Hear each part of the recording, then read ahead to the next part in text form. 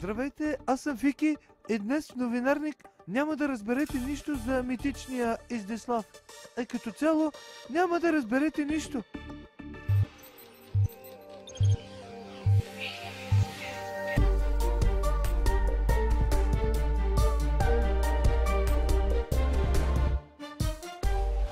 Добър вечер, уважаеми зрители! Следва обиколка из бежанския лагер в Харманли. Най-издържа вече тука. Ще вдигнем бунт? Предполагам заради мизерията, нали? Не, заради Карбовски. Може ли да взема едно интервю? Едно клето интервю да направим с вас. Как се зле ли сте? Оплаквате ли се? Условията са гадни, нали? Всичко е зле. А сега вижте истинската причина за намаляването на популацията на горските животни. Моля хората с слаби сърца да не гледат. Is this love? Is this love? Is this love? Is this love? Is this love? Is this love?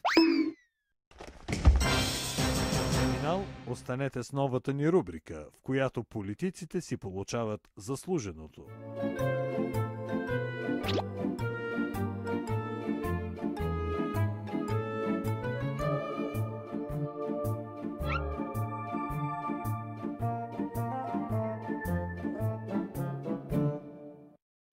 Здравейте, ехо! Аз съм Миглена Кунева, политикът, който иска да е шеф навсякъде. В Европарламента, в Министерство на образованието, в Мама готви по-добре.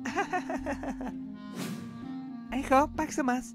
Отскоро искам да съм шеф и на силовата групировка ВИС-2. Да, имам абсолютно всички данни за това.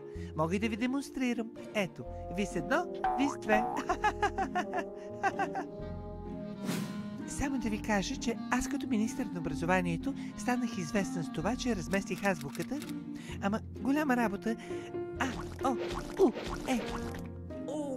За какво ми трябваше да пипам азбуката? За реакторите съвсем забравих.